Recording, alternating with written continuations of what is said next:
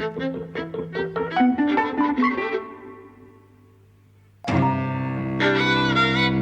and welcome to Eavesdropping at the Movies. I'm Mike. And I'm José. And today we're talking about Hexen, which is a Swedish-Danish silent movie from 1922. It's part lecture, part sort of dramatised documentary about witchcraft. Well, it's previously been subtitled Witchcraft Through the Ages. Yes. Hexen is a Swedish word meaning witches. Yes. And it's in 7 chapters. Of different types. I mean, the first chapter is these woodcuts that say, these are images of what witchcraft was thought to be, or what witches were thought to be. But then it moves on into enactments of kind of fever dreams, or the devil coming into someone's room. Things eventually moves into the present day right at the very end. It's an extraordinary film. I think we should begin. It's pretty with amazing. That. Right. You and I. Neither of us was aware of it before we saw it last week. That's right. We went blind to a screening at the BFI. Yeah. And it was really a question of, we were willing to go see anything, and this happened to be on, and and it had a pianist, so we just took a chance on it, and I was gobsmacked. Yeah, I was pretty blown away, I must say. Certainly by the end, It was a beautifully projected thing. The restoration we found out through Holly, who knows a projectionist at the BFI, found out for us that it comes from the projection we saw came from a 2007 restoration by the Swedish Film Institute. It was in HD, and it looked unbelievable, amazing. It looked like it had been filmed yesterday. It looked so great that I just immediately assumed it was 4K. I thought it might be 4K, but and it turns out not to be. It was a 2K, but the quality of the image was just so beautiful and textured, and the whole film looks gorgeous. Actually, it looks like kind of Renaissance paintings filmed in black and white. It was just a beautiful thing to see on a big screen. Yeah, and it's obviously been retinted. It's not pure black and white. It's tinted black and white. But I mean, there's so much clarity and sharpness to the image. It's kind of incredible. I've seen some pretty decent, restorations and original prints of very old films, but I haven't seen anything that looked this good. Yes, ever. It was fantastic. It was fantastic, and it's not just the kind of quality of the image, but it's also the design of the image, the lighting, the staging. Yes, these images are incredible. Yeah. So let's just kind of. Well, let's say first of all we hadn't heard of it, and it turns out that we were out of the loop on this one, because when you said on Facebook, yes, amongst your friends, I've seen this thing Hexen, I'm looking forward to talking about it. People sprang up, yes, saying, "Oh, I remember seeing this years ago. Oh, it's a bit of a cult film." Yes, bit underground. I think particularly if you're interested in horror. It must be an originary source of like several horror genres, really, which I think is kind of where a lot of people were coming from. Yeah, like a lot of these friends of mine are horror aficionados, and obviously this is like a key film if you're into films about devils and devil worship and witches and things like that, nuns. I guess so. So the film is organised in these 7 chapters, and it's done as a lecture. There are English subtitles, thankfully, throughout the whole thing, because there are extensive Swedish intertitles explaining what's going on. It's a direct address to the audience, and it's not only direct to the audience, but it's direct from the filmmaker. Benjamin Christensen is the director and writer and founding sort of guy behind it. It was his investigation of kind of witchcraft that led to this thing. He's Danish. That's where the Swedish-Danish connection, I think, comes in. And he addresses the audience as me. I think this. I saw this. I worked out this. I heard this. So that's kind of interesting. It's someone really directly speaking to you. Yes. Which I kind of wasn't expecting. Was a little bit arresting. A little bit. Oh, didn't think that was going to. Yes. Something different. Well, it felt like a kind of alibi initially, because I thought this lecture format is a way of making an excuse for all of these extraordinary things that you're going to be shown. And they really are quite extraordinary. I mean, they would be extraordinary now, but to think that, like, just like 4 years after World War One, you're showing these sexual situations, this kind of torture porn, the devil creeping into a girl's room, seducing her. Yes, I mean it's really quite amazing. Yeah, and beautifully imagined. Yeah, kind of not exactly not too graphic. This is of the 20s we're talking about, but still a little bit shocking for the time. And there's a kind of casualness to it, which I think is part of that. Like you have in chapter 2 maybe. You have a witch cutting off someone's finger, I think. I think they want the ring, and the finger kind of comes with it. Yes. And she says something like, "Oh, it's been left out there far too long. It stinks." And there's something very casual about that, which is kind of interesting. Like, I also think that there's a tone to it from the very beginning that basically says, "We're modern people. We know that witchcraft is not real, but here's what these primitive people thought." Well, actually, the film begins by you're being shown medieval manuscripts with actually woodcuts of scenes with witches, right? And the film kind of uses those as a kind of a springboard, for visualizing. So it's like the medieval illuminated manuscripts are the source of the scenes to follow. So one of the things that the film is saying is, this is the way that the Middle Ages imagined sorcery and the devil and so on, right? And it goes from the prints onto the film's diegetic kind of world. And actually it works quite incredibly. So one of the things that the film is so amazing at is that it's actually making a political statement, right? It's saying this is the way that women were oppressed, throughout the Middle Ages, that an accusation of sorcery, could be a reason to kill her. If she was too pretty, you could kill her. If she was too old, you could kind of kill her.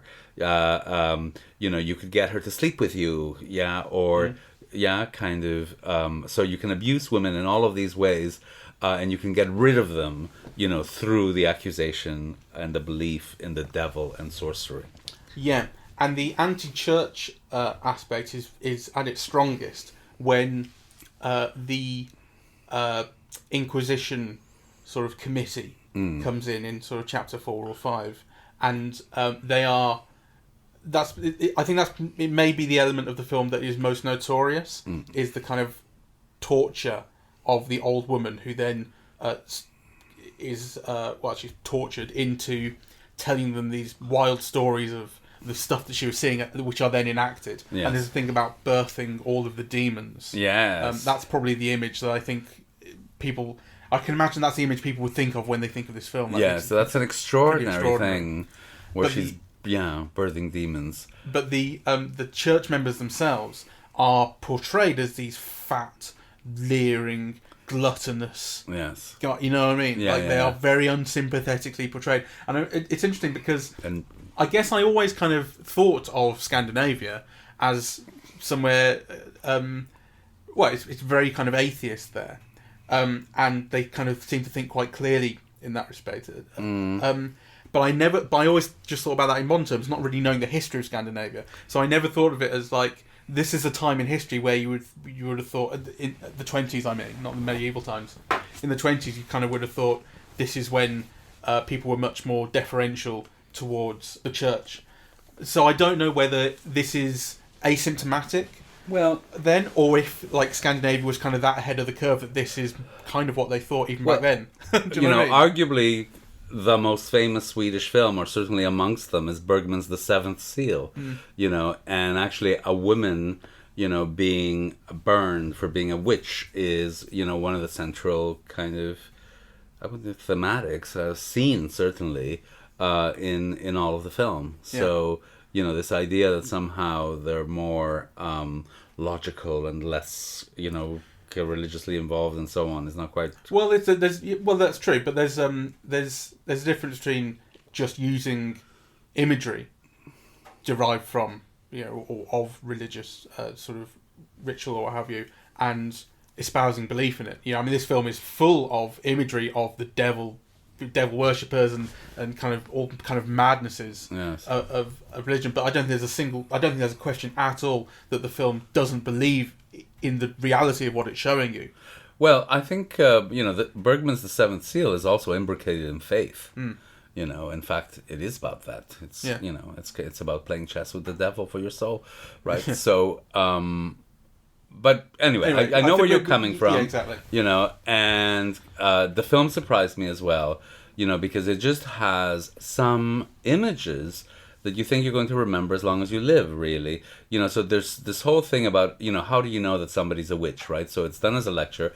One of the bits is, how do you know somebody's a witch? And, so they show you that, you can tell who is a witch by these various things, and what do witches do? Well, they have to pay homage to the devil, and basically they have to kiss his bum, right? Yes. So you have all these women lined up to kiss, the devil's ass, right? Like, I mean, that's unbelievable to see. The devil also is played by the director. Yes. And, so he's got his way with that one. Yes.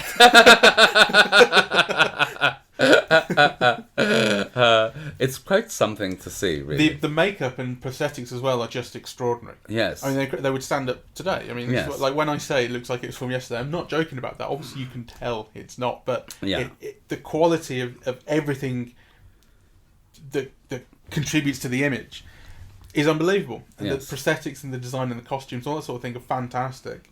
And then it has this self-aware streak where it jumps sort of. They're talking about torture at one point, and the film jumps out of what it's showing you and says, "Oh, and by the way, one of my actresses said, I'm going to use the thumbtacks. We're going to do this. Like, I'm not going to let it go. I'm going to do the thumbtacks." So she's in when they do that. She's in she's in modern dress, and the film shows her having the thumb screws applied, and then the narration comes back up and says something like. I'll be delicate. I won't tell you the confessions that I got out of this woman. So it's very witty. Yeah. But so there is kind of like a voyeuristic element, though. So kind of part of the pleasure of watching this film is the care that it takes to show you the kinds of things that people go to museums of torture and things like that to see, right? So they show you all the instruments of torture, and almost he shows them to you one by one. This is how confessions were wrenched out of witches, right? And, he shows you the instrument, and then he shows you how it operates, right? And it goes from like thumb screws to the rack, right? And he shows you kind of, how it operates, right? Yeah. So there is kind of a calling on kind of people's worst impulses, like, you really want to see. So under the guise of a lecture, he's also kind of feeding this prurient kind feeding of... your demons. Yes, he is, isn't he? I agree, yeah. And that's one of the interesting things about it. And there's also an element, the thing that reminded me of like fake news and kind of modern sort of obsession with how people are lying to you and things like that, or what people refuse to believe, because there's a thing about the interrogating committee they're interested in sort of torture, really, above all else. They're actually not interested in justice for the Lord or have you, and you get the feeling, it's not explicit at all in the film, but you understand implicitly that there is nothing that old woman could say that would stop them from torturing and killing her, basically. And that kind of that made me think of sort of the way today, like, I can't get into an argument with my dad about Brexit where I will have a chance of winning. Do you know what I mean? I know. And nor will he. To be fair, nor will he the other way around. Like, we just live in different worlds now. Yes. But there's no possibility of communicating honestly, and that kind of reminded me of that. Like, and there's also the aspect of not believing women. Like the committee is there to, in theory, take a woman's testimony and do something with it. But of course, what they're interested in is just their own ends. Actually, the Brexit thing is a very interesting comparison because, particularly with the priests, or when you have those scenes of the Inquisition or the, the traveling court of the traveling ecclesiastic court. And, you really get the sense that they're so imbricated and so rigid in the parameters of their mode of understanding the world, right? And they can maneuver that so well. They're so Jesuitical about that, that basically no matter what anybody says, they will twist it to their own ends or to their own definition, or, you know, Yes. kind of, if they want to sleep with this woman, no matter what she says, it'll be turned into a kind of a power thing that they can use against her to get what they want. And actually in that, I think there is a lot of this divide, this Brexit divide, really. Like, you know, it's almost a question of faith. Yeah. Like, kind of, you know, if you believe this is what you believe, and nothing else will shock you out of it or convince you out of it. And logic and reason have no place in this. And moreover, I have the power to turn whatever you say into whatever suits my needs. Right? Yeah, exactly. Like when you imagine like what that old woman would have been saying to them to try and get out of it. Like basically, if she were to say anything along the lines of "I'm not a witch," then well, that's the devil talking. Yes. And then if she was to try and be clever or Yes. take a risk and say, "Okay, it's true," then they go, "Ah, you see, I believe you." Exactly. Yeah. They could just believe what they want to It's believe. a no-win situation. And continue on the themes of kind of sympathy for women. This is where the film for me became. It was kind of an interesting curiosity for a long time, and then the final chapter is where I went, "Oh, this is special." Yes. The final chapter brings you into the modern day, brings you into 1921, and says, "Okay, so we've established over the course of the last 6 chapters that this is what people thought witches were, and this is how they operate, and this is all the stuff that went around it. But let's see what actually was going on." You know, because it basically has this interesting thing where it says they weren't just mad people, all these people from the past. They were responding to something real, and they just thought it was the devil. They thought it was hexes and what have you. But if it wasn't that, what was it? Yes. Which is a great thing to do.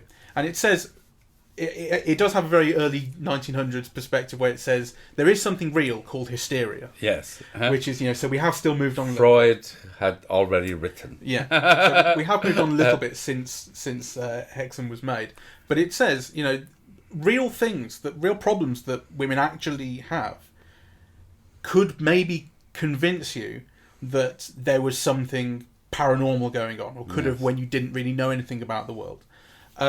And there is also a suggestion, because then it goes on to say, we've switched the burning at the stake for a mild shower, which is progress, but there is still room for more progress. Actually, my understanding of that was slightly different. Okay. It was we've switched now to asylums, right? Yeah. Some of them which are very fancy and have nice showers. Yeah. Yeah, but actually, that final shot is of a burning at the stake. Yes. Remember? Yes. So I think that's kind of I think what this film is sort of saying at that point is we've made progress. We're no longer murdering women. We're sort of trying to treat them, but there's still a long way to go. But we're locking them up in asylums. Yeah, exactly. Right, and they might have a nice shower, but actually, you're still locking them up. Yeah, exactly. And the other part to it is it recalls one specific shot, one that I remember, one that struck me, which was early on in the film. It shows it's talking about what the devil does to people, and one of the things it shows is the devil seducing a woman. Actually, in a couple of ways. One of them is the devil seducing you, and the other is devil sleeping with you. And the seduction one is this woman lying in bed gets up and she naked walks out. She's away from the camera. You see the back of her, and she walks out to where the devil is kind of luring her. And actually, she walks into the half light, and the light is beautiful and a kind of just illuminating her by the side. It's incredible to look at. And the other one is the devil climbing into a girl's room and having his way with her. And that's recalled right at the end, where a girl who is she's in hospital. She's in a hospital bed, in a ward with other beds around, other people, is abused by a doctor. The doctor is clear. I can't remember exactly what he's up to, but it's basically sexual abuse is what's being depicted. And she's screaming, and then the doctor literally disappears. It's not like he runs away. He is disapparated on film. And so when people rush in to find what's going on, he's no longer there. And it looks like she's mad and what have you. Yeah, that's wonderful. And then the next shot, I cut to the same doctor, sitting at a desk saying, "I'm afraid your daughter has hysteria. We're going to have to admit her." is an incredible kind of depiction of institutional sexual abuse. Yes. Which I thought that was remarkable, and the text goes along. The text says something like, maybe it wasn't the devil doing this, maybe it was the doctor or the local mayor or the police chief or people in positions of authority it talks about. Yes. I thought it was incredible. I think ridiculously relevant. I think it is incredible, and one of the things that is so extraordinary about watching this film is actually to be gobsmacked by the cinematic skill behind it. I mean, this guy is someone who knows how to tell stories visually, and actually just even how to dramatize images. So, kind of each shot seems, extraordinarily rich in terms of like framing, in terms of composition, in terms of angle, right? And there's enormous variety within that, across the whole of the film. So, it's a real pleasure to watch. Some of the things seem to me to be like Renaissance paintings, but then the use of woodcuts, and then some of the lighting was just out of this world. It was kind of luminous, and it lent a three-dimensionality kind of to the image, right? So, and that then goes along with the storytelling thing, which, is what you've just described. So the combination of being able to create these images, right, and to create the variation amongst them, and then to have the storytelling skills, to kind of be able to convey kind of, quite complex things very elegantly, and really with what seems almost like a minimum of means, is really quite something. I was really gobsmacked. I was blown away. I understand, although this is the first that I've heard of Benjamin Christensen, that he's been compared sort of favourably to the likes of D.W. Griffith and George Méliès and the other kind of real innovators and geniuses of the time in silent film. You can totally see why. Well, I tell you, if one of my areas of interest were horror films, which they're not. I mean, I'm forcing myself to see them now because I think they are the most relevant, critical, exciting genre of the moment. But the fact is that myself, in terms of my personality and as a viewer, I don't like being scared, and I don't like seeing gory stuff. It surprises people sometimes because obviously, like, I love action films and so on, but that's to me is different than horror. So I'm not somebody who's very knowledgeable on horror, even though, I do try to see what's on at the moment. But were I to be that person, this to me would rank centrally as, The Cabinet of Dr. Caligari, or definitely Griffith, or just like a foundational film, in a whole kind of strand of cinema. Yeah. One other thing that occurred to me was when I was reading around the film a little bit, trying to get some more information on it. One of the words or phrases that came up regarding the restoration is speed corrected, which just it reminded me of They Shall Not Grow Old, where like the part of the project of that film seemed to be to show the original black and white footage to its least advantage. Yeah. Just the idea that you can just change the speed to make it look like it should have looked. No, but there is something. So by speed correction, I also think, because silent films were cranked, right? And the idea was then that when you projected it, you kind of projected at the same speed as it was filmed if you wanted things to look like they were moving normally. And certainly for my generation of people interested in cinema, one of the barriers to being interested in silent cinema was that the speed was not corrected. So actually, you were showing films that had been filmed at 8 images per second, and you were showing them at 24. So everybody moved like it was too quick. And actually, you thought that that's what silent films were, that people watching the original audience watching these films were also watching these jerky movements and so on, which is obviously not the case. So I always assumed, speed corrected to mean that actually, it's transferred to contemporary film stock, but kind of at the correct speeds, to show movement the way it was intended to be shown. Yeah, exactly. I think that's the point. Yeah, and I don't know. I just wanted to mention again that I didn't like that about They Shall Not Grow Old. Yes, I get your drift. But anyway, I think what we should mention for anyone who's interested who hasn't seen Hexen and who really would like to, that Criterion has a fantastic version of this, which is so I think they've done two releases. One was a restoration that they themselves undertook in I think 2001 and 2002, and this is now the new version is the restoration by the Swedish Film Institute in 2007, which is what we saw. Yeah. So if you would like to watch this film, and I really highly recommend it. It's to me it is one of the core classics now of in the history of cinema. Then Criterion would be a place to go to for it. I was really glad. I did think that I thought that the live accompaniment was not up to much. To be honest, you're not going to remember it, are you? But I thought, man. I really appreciated it.